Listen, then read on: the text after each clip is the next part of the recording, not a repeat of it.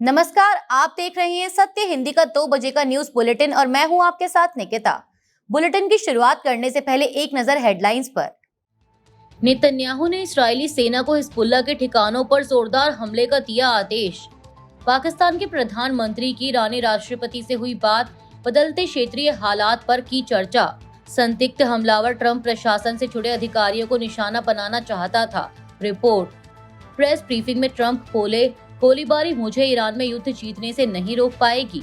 जाने माने फोटोग्राफर रघु राय का 83 की आयु में निधन, आज होगा अंतिम संस्कार।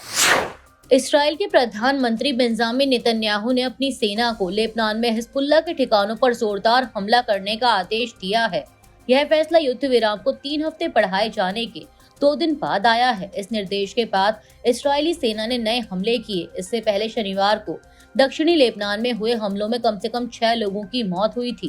दोनों पक्षों के बीच सीमा पार ताजा हमलों ने युद्ध विराम समझौते पर दबाव को बढ़ा दिया है। इससे साफ है कि यह युद्ध विराम अब भी काफी नाजुक स्थिति में है। यह समझौता पूरी तरह हमले रुकने की बजाय हिंसा में कमी तक सीमित रहा है।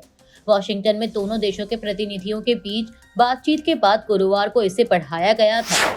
पाकिस्तान के प्रधानमंत्री शहबाज शरीफ ने ईरान के राष्ट्रपति मसूद पेजेश्कियन से बात की और बदलते क्षेत्रीय हालात पर चर्चा की। उनके कार्यालय के अनुसार शनिवार 25 अप्रैल शाम को हुई इस फोन पर बातचीत के दौरान, जो विदेश मंत्री अब्बास अरागची के इस्लामाबाद दौरे के समय ही हुई थी। पीएम शहबाज ने इस क्षेत्र में स्थायी शांति को बढ़ावा देने में एक सच्चे और ईमानदार मध्यस्थ के तौर पर काम करने की अपनी प्रतिबद्धता जाहिर की। प्रधानमंत्री कार्यालय ने कहा कि 50 मिनट तक चली उनकी गर्मजोशी भरी और सौहार्दपूर्ण बातचीत के दौरान दोनों नेताओं ने मौजूदा क्षेत्रीय हालात और इस क्षेत्र में शांति और स्थिरता को बढ़ावा देने के लिए चल रहे प्रयासों पर विस्तार से विचारों का आदान प्रदान किया। सीबीएस न्यूज के मुताबिक कथित हमलावर ने अधिकारियों से कहा है कि वह अमेरिकी राष्ट्रपति डोनाल्ड ट्रंप से जुड़े अधिकारियों को निशाना बना रहा था। सीबीएस ने नाम ना जाहिर करते हुए 2 सूत्रों के हवाले से यह भी कहा कि घटना के दौरान कम से कम 5 से 8 गोलियां चलाई गई। इस बीच एफबीआई और पुलिस कैलिफोर्निया स्थित उस घर की तलाशी में जुटे हैं जिसके संदिग्ध हमलावर से जुड़े होने की आशंका है। इस तलाशी अभियान की कुछ तस्वीरें भी सामने आई हैं, जिनमें कैलिफोर्निया के टॉरेंस इलाके में भारी पुलिस मौजूदगी दिखाई दे रही है। पाकिस्तान के प्रधानमंत्री शहबाज शरीफ ने अमेरिकी राष्ट्रपति डोनाल्ड ट्रंप की डिनर पार्टी के दौरान हुई गोलीबारी की घटना पर प्रतिक्रिया देते हुए एक्स पर लिखा कि वॉशिंगटन डीसी में व्हाइट हाउस कॉरेस्पॉन्डेंट्स एसोसिएशन के डिनर के दौरान हुई परेशान करने वाली गोलीबारी की घटना से गहरा सदमा पहुंचा है। उन्होंने कहा कि यह जानकर राहत मिली कि राष्ट्रपति ट्रंप, फर्स्ट लेडी और अन्य मौजूद लोग सुरक्षित हैं। मैं उनके लगातार सुरक्षित और स्वस्थ रहने की कामना करता हूं। बता दें कि यह घटना वॉशिंगटन हिल्टन होटल में उस वक्त हुई जब ट्रंप व्हाइट हाउस के पत्रकारों के साथ एक डिनर पार्टी में शामिल हुए। इस घटना के संदिग्ध को पकड़ लिया गया है। व्हाइट हाउस के पत्रकारों के साथ आयोजित डिनर कार्यक्रम में फायरिंग के बाद राष्ट्रपति ट्रंप ने सुरक्षा व्यवस्था को लेकर बयान दिया है। ट्रंप ने कहा कि डिनर कार्यक्रम से पहले उनकी टीम को किसी भी सुरक्षा खतरे की जानकारी नहीं थी। पत्रकारों से बातचीत के दौरान जब ट्रंप से पूछा गया कि क्या पहले से कोई संकेत मिले थे, तो उन्होंने कहा कि कोई सूचना नहीं थी। उन्होंने कहा कि उन्हें हमले के पीछे की मंशा नहीं पता, लेकिन उन्होंने संदिग्ध के बारे में कहा कि वह काफी खतरनाक दिखता है। संदिग्ध करीब 50 गज की दूरी से दौड़ता हुआ आया, जिसके बाद सुरक्षा एजेंसियों ने अपने हथियार निकाल लिए। अधिकारियों ने कैलिफोर्निया में संदिग्ध के अपार्टमेंट पर पहुंचकर कार्रवाई शुरू कर दी है। ट्रंप ने अपने ट्रुथ सोशल प्लेटफॉर्म पर भी लिखा कि सीक्रेट सर्विस और लॉ एनफोर्समेंट एजेंसियों ने शानदार काम किया। उन्होंने तेजी और बहादुरी से कार्रवाई की। हमलावर को गिरफ्तार कर लिया गया है। जब एक पत्रकार ने ट्रंप से पूछा कि उनकी जान लेने की कोशिशों के पीछे वजह क्या हो सकती है, तो ट्रंप ने कहा कि उन्होंने राजनीतिक हत्याओं के बारे में पढ़ा है और उनका मानना है कि लोग उन व्यक्तियों को निशाना बनाते हैं जिन्होंने सबसे बड़ा असर डाला हो। उन्होंने अमेरिका के पूर्व राष्ट्रपति अब्राहम लिंकन का जिक्र किया, जिनकी हत्या कर दी गई थी। जब ट्रंप से पूछा गया कि आज की घटना जुलाई 2024 में पेंसिल्वेनिया के बटलर में हुई रैली से किस तरह अलग थी, जहां एक व्यक्ति ने उन पर गोली चलाने की कोशिश की थी, ट्रंप ने कहा कि वह ऐसी घटनाओं को लेकर चिंतित नहीं रह सकते, लेकिन बटलर के मुकाबले आज रात सुरक्षा व्यवस्था कहीं बेहतर थी। उन्होंने कहा कि बटलर में भी उनकी टीम के पास एक स्नाइपर था जिसने हमलावर को जल्दी ढेर कर दिया था, और आज रात हमलावर वॉलरूम के करीब नहीं पहुंच सका क्योंकि उसे पूरी तरह सील कर दिया गया था। अमेरिकी राष्ट्रपति डोनाल्ड ट्रंप ने शनिवार को कहा कि व्हाइट हाउस कॉरेस्पॉन्डेंट एसोसिएशन के डिनर में हुई गोलीबारी उन्हें ईरान युद्ध से नहीं रोक पाएगी। हालांकि उनका मानना था कि इस घटना का उस संघर्ष से जुड़ा होना मुमकिन नहीं है। इस चौंकाने वाली सुरक्षा घटना के बाद व्हाइट हाउस में पत्रकारों को दी गई एक ब्रीफिंग में ट्रंप ने कहा कि यह मुझे ईरान में युद्ध जीतने से नहीं रोक पाएगी। मुझे नहीं पता कि इसका उससे कोई लेना देना था या नहीं। जो जानकारी हमारे पास है उसके आधार पर मुझे सचमुच ऐसा नहीं लगता। रविवार को प्रधानमंत्री नरेंद्र मोदी ने वॉशिंगटन में व्हाइट हाउस के कार्यक्रम में हुई गोलीबारी की घटना पर प्रतिक्रिया देते हुए कहा कि उन्हें इस बात से राहत मिली है कि राष्ट्रपति फर्स्ट लेडी मेलानिया ट्रंप और उपराष्ट्रपति जेडी वेंस सुरक्षित और पूरी तरह ठीक हैं।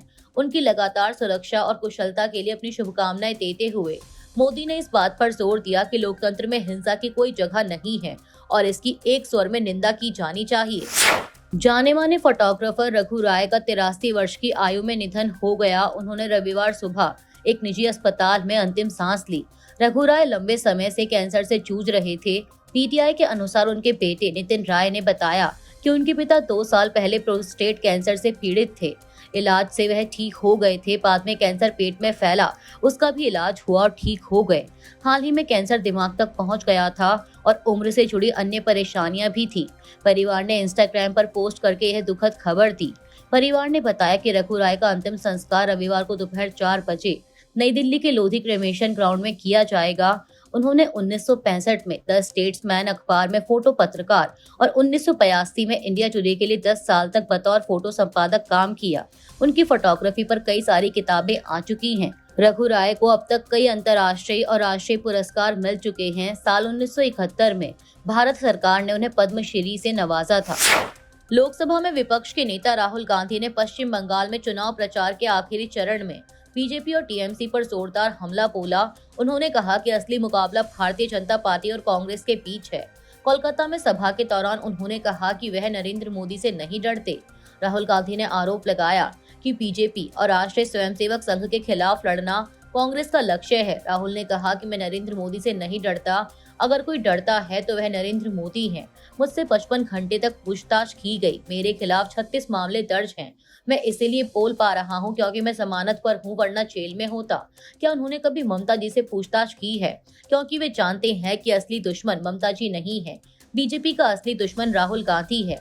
नरेंद्र मोदी ने देश में जो किया है, ममता जी ने राज्य में वही किया। शारदा चिट फंड घोटाला और रोज वैली घोटाला सहित कई घोटालों का जिक्र करते हुए कांग्रेस नेता ने कहा कि पश्चिम बंगाल ने औद्योगिक गिरावट देखी है और बेरोजगारी के संकट का सामना कर रहा है। मोदी जी ने लोगों के लिए कुछ नहीं किया। वे 2-3 उद्योगपतियों के लिए काम करते हैं। यहाँ ममता जी भी वही कर रही हैं। उन्होंने उद्योगों को खत्म कर दिया है। कोई रोजगार नहीं है। बंगाल में नौकरी पाने के लिए आपको टीएमसी नेता का रिश्तेदार होना पड़ेगा। उन्होंने आगे कहा कि अगर ममता जी ने राज्य के लिए ठीक से काम किया होता और भ्रष्ट नहीं होती तो बीजेपी के आने का खतरा नहीं होता। शनिवार को हिंसाग्रस्त मणिपुर में फिर तनाव बढ़ गया। हजारों प्रदर्शनकारी इम्फाल में मुख्यमंत्री वाई खेमचंद सिंह के घर की ओर मार्च कर रहे थे, लेकिन सुरक्षा बलों ने उन्हें रास्ते में रोक दिया। इसके बाद प्रदर्शनकारियों और सुरक्षा कर्मियों के बीच झड़प हो गई। भीड़ को काबू करने के लिए आंसू गैस के गोले छोड़े गए। यह प्रदर्शन कोकोमी के बैनर तले हुआ। लोग बिष्णुपुर में बम धमाके में मारे गए बच्चों के लिए न्याय की मांग कर रहे थे। बता दें कि हाल ही में हुए बम धमाके में मारे गए 5 साल के एक लड़के और 6 महीने की एक बच्ची की मौत के बाद लोगों का गुस्सा फूटा है। साथ ही हिंसा से विस्थापित लोगों के पुनर्वास की मांग भी उठी। राज्य में पहले से ही हालात तनावपूर्ण हैं।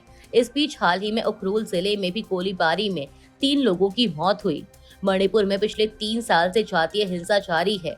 अब तक 260 से ज्यादा लोगों की जान जा चुकी है और 58,000 से ज्यादा लोग बेघर हो चुके हैं। अभी के लिए इस बुलेटिन में सिर्फ इतना ही। शाम 6 बजे फिर हाजिर होंगे देश दुनिया की बड़ी खबरों के साथ। तब तक के लिए देखते रहिए सत्य हिंदी। नमस्कार।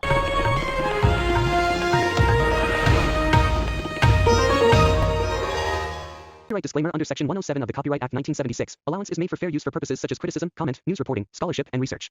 Fair use is a use permitted by copyright statute that might otherwise be infringing.